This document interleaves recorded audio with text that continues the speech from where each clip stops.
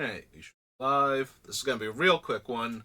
So, I had forgotten that because we have play boosters now, there are two other subsets of cards that appear in the play boosters that used to only appear in things like the set boosters as opposed to the draft boosters.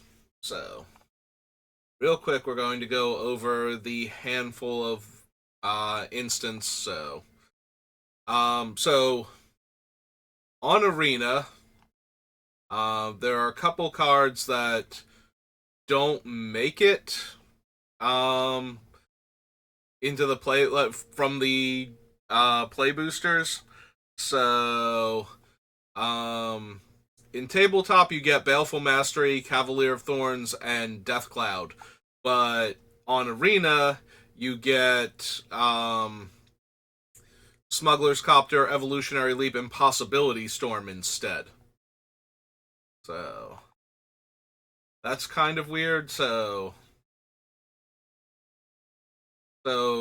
in paper you can get Baleful Mastery. It's really weird because I'm pretty sure, like, Strixhaven Strixhaven is on Magic Arena, so I don't know why you get Smuggler's Copter on Arena instead of Baleful Mastery. I'm a bit confused on that one.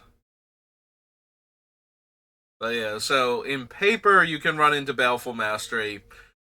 It's the same issue as all of the other removal spells, so it's just something that's going to kill your creature. It's just the fact that there is another one. They can cast it on 2 mana if they need to, and let you draw a card, but it's mostly going to be a 4 mana removal spell, or in really important situations, a 2 mana removal spell, so just be aware of this one. But you don't have to worry about if you're on Arena, you have to worry about Smuggler's Copter instead, and I think I'm way more scared of Smuggler's Copter, even though I'll be able to see it coming. These are all non-instance. Consign to Oblivion, the consign half, is basically just a worse version of the bounce spell from actual Murders at Karlov Manor, because that one lets you surveil one. But if you happen to be in blue-black, that does give you the option to Aftermath into Oblivion then. Death Cloud's not an instant. None of these are instants. Gnaw to the Bone. So, Gnaw to the Bone was a huge thing in original Innistrad drafts if you were doing the self-mill deck, especially the spider spawning version. Since you wanted to put creatures into the graveyard anyway to get more spiders out of spider spawning, Gnaw the Bone usually let you gain almost an entire extra player's worth of life. It was not unreasonable to gain a full 20 off of this card in self-mill decks. And self-mill doesn't really seem to be a thing in this format, so it's not as powerful. But it is a way to dramatically throw off combat math by gaining a huge amount of life in a later stages of the game. So just be aware of that one. Let's see. Laid to Rest was, yeah, it's that thing. These are all non-instance, nothing with flash, right? We have Spell Snare. I don't even know, like, this one feels more like it's on the list to give people more chances to get it, because Spell Snare was a thing for a while in Eternal formats. It might still be. But there's not a whole lot of 2-drops that you desperately need to counter. If it could counter things cast on 3, it would actually be a lot more problematic due to all of the disguise creatures. So yeah, there's nothing else then from the list. Like I said, this is going to be real short because there's only a handful of cards. So that brings us to the special guests. And most of them are not instants either, or don't have flash, but we do pick up Tragic Slip. This is one of those ones that's going to catch me off guard because I'm going to... Not that I'm going to forget Tragic Slip is in the set, but it's so unlikely to open, as far as I know, the special guests. I think there's like one. There should be like one per draft, I believe, on average, and then it has to be Tragic Slip specifically. Um, but yeah, this is gonna be one of those weird situations where your opponent attacks a small creature into you.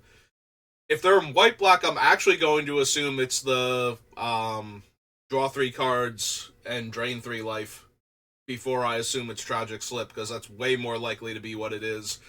Um, but it's still going to be a thing where Tragic Slip will catch me off guard, and so just be aware of this one. Maybe you can sniff it out in time to not, chump one of their little guys and have your, like, 6/6 dragon die or something. One of your more important creatures. And the other one is Drown in the Loch. Um, this one cares about how many cards you have in your graveyard. It can counter a spell with mana value less than or equal to that number, or destroy a creature with mana value less than or equal to that number. There's a lot of eating your own graveyard for value in this set.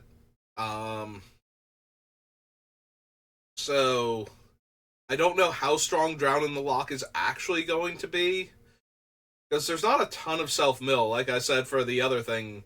So I don't know how strong Drown in the Loch is actually going to be in this set, but I do anticipate getting blown out by Tragic Slip.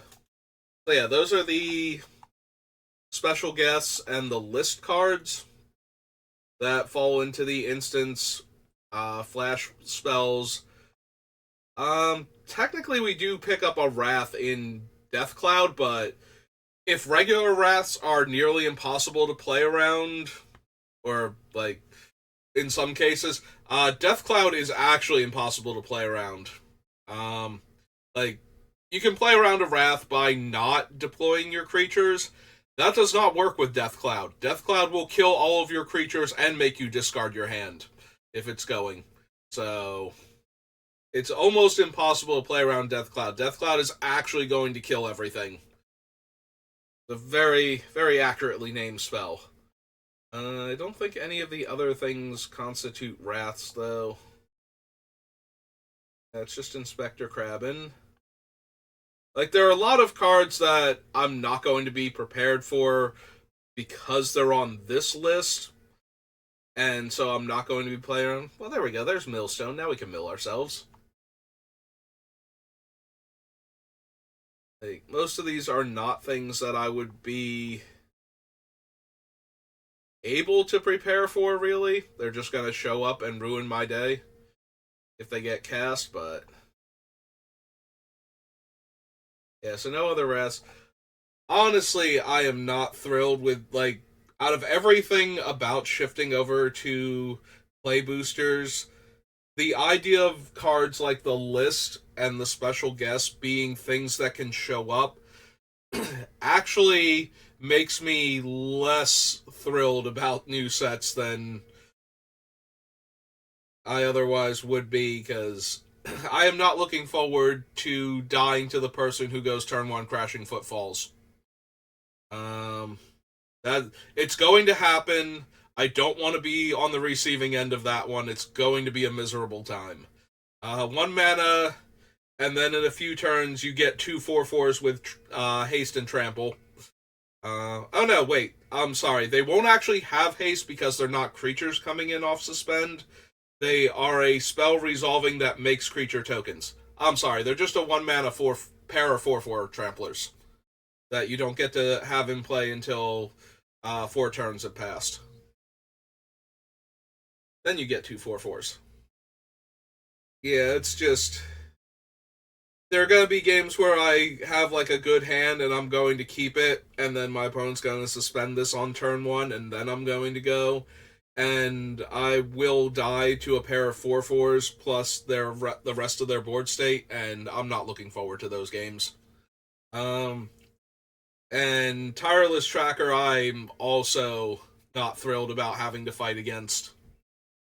Tireless Tracker is just a very good value engine. So yeah. The list cards and the special guests, like, I don't expect to die to show and tell or fabricate, really. Maybe victimize. Probably not gamble.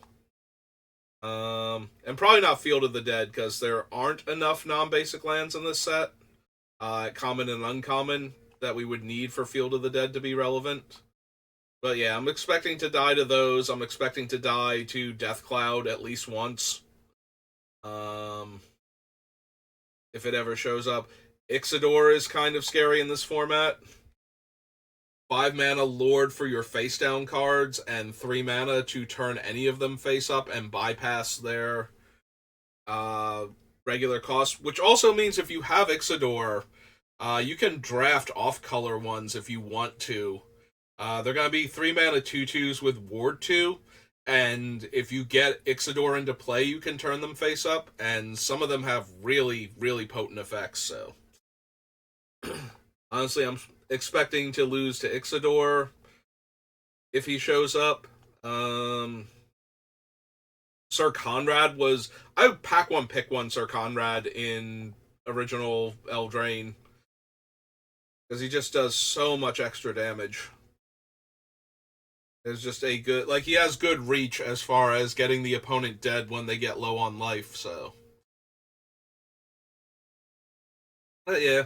Okay. I just wanted to go over the instance and the one pseudo wrath that we get, because I like to be thorough. But yeah, that's going to do it for me for now.